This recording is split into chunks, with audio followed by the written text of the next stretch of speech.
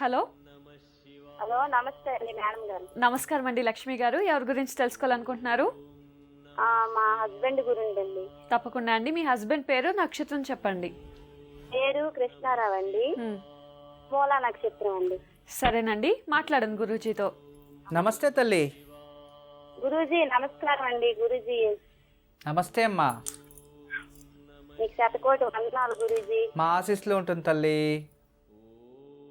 మా హస్బెండ్ గురించి తెలుసుకుందాం అనుకుంటున్నాం గురూజీ. ఏం పని చేస్తారు మీ భర్త? అతను బియ్యం చేస్తారు గురూజీ. ఓకే. సంతానం మీకు? 2 పాపలు గురూజీ. మగపిల్లలు లేదు? మగపిల్లలు లేరు. ఎందుకంటే ఇక్కడ పంచస్థానం పుత్రస్థానం చూపిస్తుంది, బ్రహ్మహత్య దోషం చూపిస్తుంది తల్లి. పితృదోషం వచ్చింది మీ భర్తకు. అదే గురూజీ, మాకు ఆస్తి పరంగా ఉంది. అతను జాబ్ కూడా పర్మనెంట్ అవుతుందని అనుకుంటున్నాము, అవ్వలేదు గురూజీ. ఆస్తి పరంగా బాగుంది, ఆర్థిక పరంగా బాగోలేదు గురూజీ. ఖర్చు అయిపోతుంది. సరే తల్లి. ఎన్ని సంవత్సరాల నుంచి ఉద్యోగం చేస్తున్నారు? అతను ఇంచుమించు ఒక 15-16 సంవత్సరాలు అవుతుంది. మా మ్యారేజ్ అవ్వక నుండి చేస్తున్నారు గురూజీ. మాకు మ్యారేజ్ అయ్యి 14 సంవత్సరాలు అయింది. ఇంకా పర్మనెంట్ కాలేదు? అవ్వలేదు గురూజీ. దానికోసం వీళ్ళు ఒక్కరికే కాలేదా? వీళ్ళు తోడు ఇంకా 100 మంది ఉన్నారా ఇలాంటి వారు? ఉన్నారు గురూజీ, వాళ్ళకు కూడా అవ్వలేదు. సరే అమ్మా. మీ భర్త జాతకం అయితే చాలా బాగుంది తల్లి. కానీ జాతకంలో పితృదోషం వచ్చింది. ఈ పితృదోషం వల్ల ఇతని జీవితంలో ప్రతి కష్టానికి తగినట్టుగా ప్రతిఫలం ఉండదు. అది ఒకటే. ఎంత డబ్బు వచ్చినా ఇంట్లో ఉండదు. ఏదైనా దాచుకోవాలని ఒక 100 రూపాయలు దాచుకుంటే 200 రూపాయలు మళ్ళీ ఎక్స్ట్రా కావాల్సి వస్తుంది. దాని చోడు ఏదో ఒకటి సృష్టి అవుతుంది అంతే ఇంట్లో. ఉండి భగవంతుడు మంచి చేస్తాడు తల్లి. మీరేం భయపడకమ్మా. మీకు తప్పకుండా మీ భర్తకు శుభం జరుగుతుంది. జన్మజాతంలో పితృదోషం ఉంది కాబట్టి అలా జరుగుతుంది. ఆదివారం రోజు ఆదిత్య హృదయం చదువుకొని ఉదయాన్నే నానబెట్టిన గోధుమలు గోమాతకు తినబెట్టి విష్ణు ఆలయంలో నెయ్యి దీపం వెలిగించాలి. ఆదివారం తర్వాత అమావాస్య రోజు మీ ఇంట్లో ఏదైతే వండింటారో దాంట్లో కాస్త నల్ల నువ్వులు కలిపి కాకలకు పెట్టమని చెప్పు. శనివారం రోజు గోమాతకి మినుములు ఉలవలు శనగలు తినబెట్టి 5 ప్రదక్షిణలు చేయాలి. ఇలా ఒక 16 వారాలు 11 అమావాస్యలు చేసుకుంటూ ఎప్పుడైనా నదీ తీరానికి వెళ్ళినప్పుడు మీ భర్త చేతిలో మోక్షనారాయణ బలి ఒకటి చేయించండి తల్లి. ఖచ్చితంగా పితృదోషం దూరమై మీ కుటుంబము ప్రశాంతంగా ఉంటుంది తల్లి. ఎప్పుడు మా ఆశీస్సులు ఉంటుందమ్మా. నమస్తే. లక్ష్మి గారు విన్నారు కదా, గురూజీ చెప్పింది పాటించండి, తప్పకుండా శుభం జరుగుతుంది. గురూజీ, మరి ఈనాటి యోగక్షేమం? ఈరోజు మహానక్షత్రం గురువారం చాలా అద్భుతంగా కలిసి వచ్చేసింది సాయంత్రం. ఈరోజు చిన్న పరిహారం.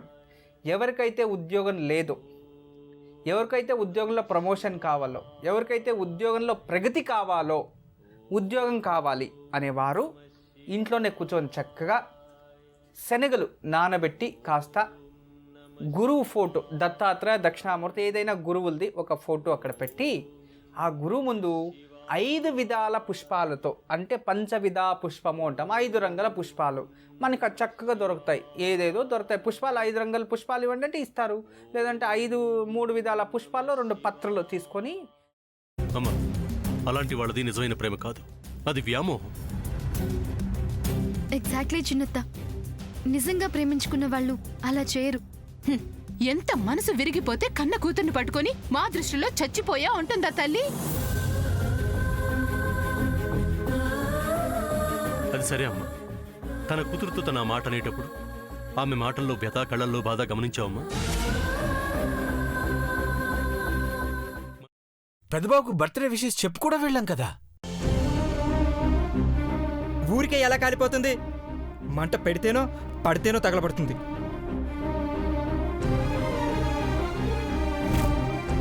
కరెక్ట్ చిన్నబాబు, నీకొచ్చినట్టే నాకు డౌట్ వచ్చింది. పార్వతే షర్టును తగలబెట్టిందనుకుంటా.